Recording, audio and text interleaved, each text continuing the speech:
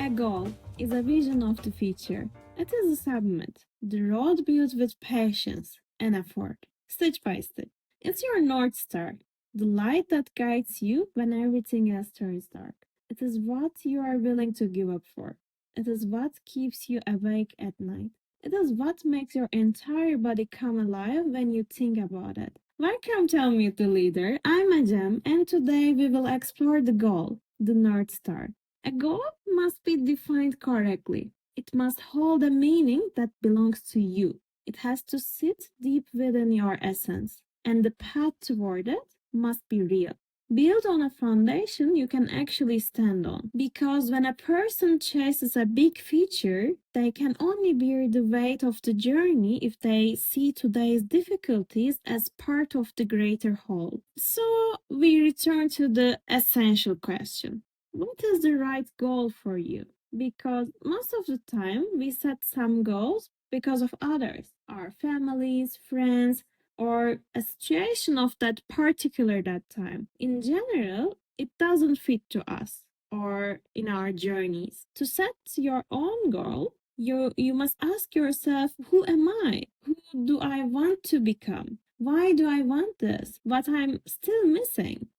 And the most importantly, when. To set your goal true, you must understand your own strengths and your own limitations. We as engineers call it a SWOT analysis: strengths, weaknesses, opportunities, and traits. But you can use that analysis for your own life too. What are my strengths and weaknesses along this path?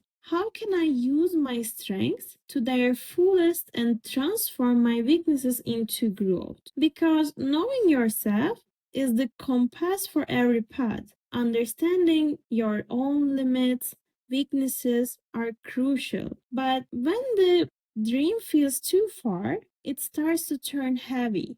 It pulls us away from the meaning of the present moment, and motivation fades little by little, day by day. Every goal has its prerequisites, its pre-processes. You can't finish a degree without passing through each semester. You can't reach working at abroad without improving your English. So that's why small goals matter. Because of the dream, one day I will be healthy and happy, only touches reality today. Actually, it starts with your one meal or a short walk or a one small thing you do that contributes to your own joy. These small promises, these quiet repetitions, begin to form something powerful.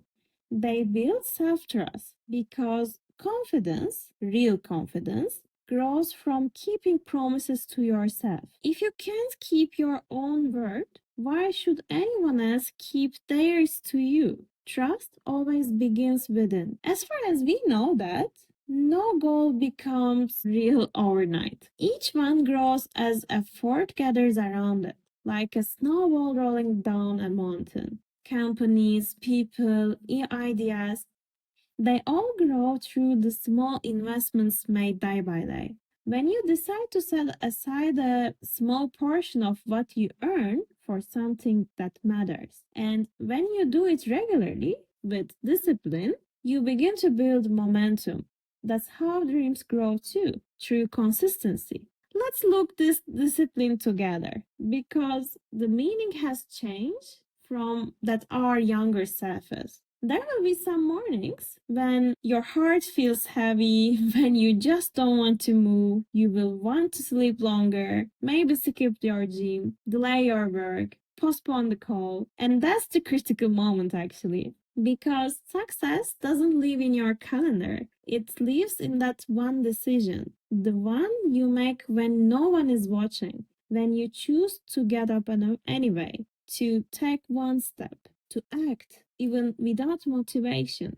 That moment is everything. That's the moment where belief begins. Belief in yourself. Actually, self trust doesn't appear overnight either. It grows in those moments when you choose progress over comfort, when you stop running away from resistance, when you say, I can handle this. Because the moment you begin to believe that, you wear an invisible armor, and that armor protects you, not from failure, but from giving up. Actually, a while ago, I have experienced something that completely changed how I understand discipline. At first, I thought discipline means control, reward, and punishment, like scheduling cheat days in a diet or promising a break after a hard week. But when I tried to change my habits, to eat better, to move more, I realized that rigidity kills consistency. What actually works is rhythm, not strictness. Rhythm. For me,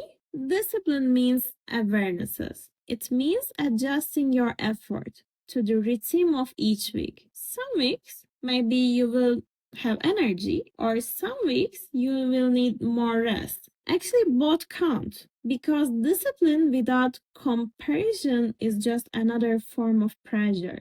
That's why you have to listen to yourself, to your body, to your mind. If you ignore your own signals, if you push through exhaustion, you just stayed on track. Yes, it's perfect, but you will lose the essence of the journey. When we ignore what we need, that's when we start skipping, delaying, avoiding. That's when diets collapse, plans get postponed, and motivation disappears. You see, the real saboteur is not outside, it's inside of your head. If you don't allow yourself to take breaks when you need it, then you start to sabotage yourself. That quiet voice will whisper, what if I fail? What will they think? But no one else lives your rhythm. No one else walks your path. So stay focused on your own timing, on your own growth, your own truth. And sometimes you don't even have to tell anyone what your goal is. Keep it private, keep it secret.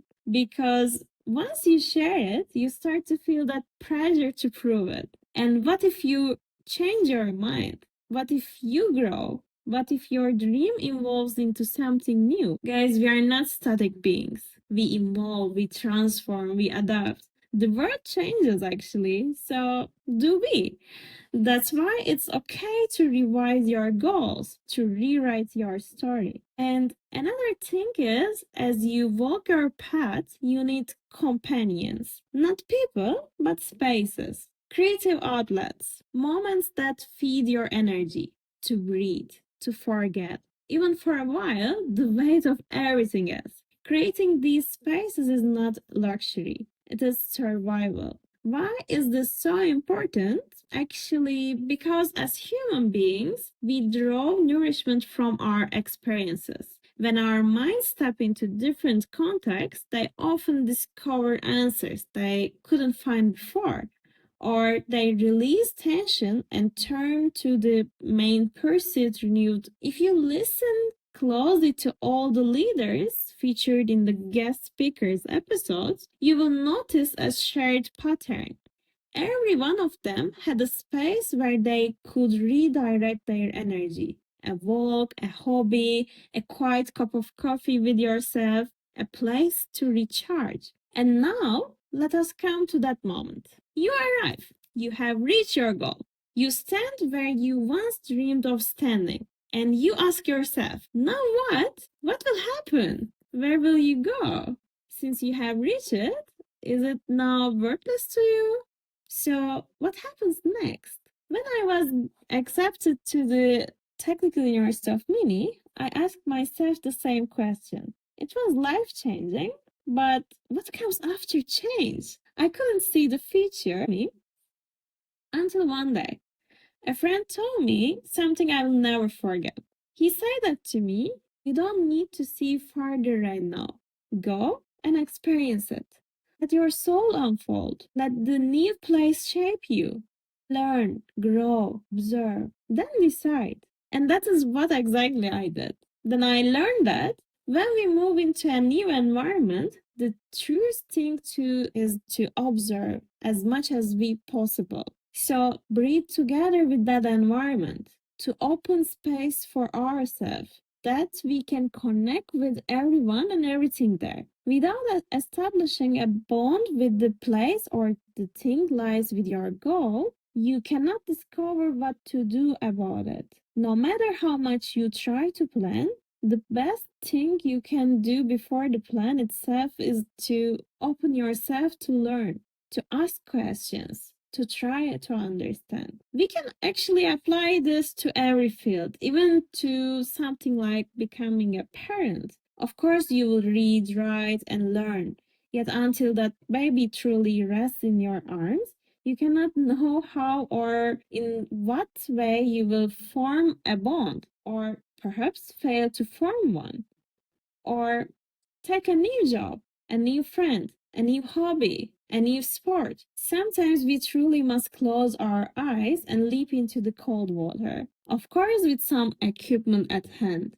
And not saying we shouldn't prepare, but before trying to create a new goal, we must first reach the one already standing before us and step inside it to allow this new summit to begin shaping, changing, bending, and molding us. The rest will follow. Your soul and the body that carries it tell you every day what they need and what they do not. Your body knows where you are heading before you do. In finding direction, the moments you spend with yourself are of great value, remembering who you are, recalling your dreams, and planning your next steps. If the first answer is to keep your focus, then the second is to remain with yourself. Thank you for listening. This was Unmute the Leader. I'm Ecem, and today we explored goals. I hope you will find the connections with my following guest speaker episode. My client will be there, Johan Meyer, and we will try to explore how the things are going on in large organizations. See you in next episode.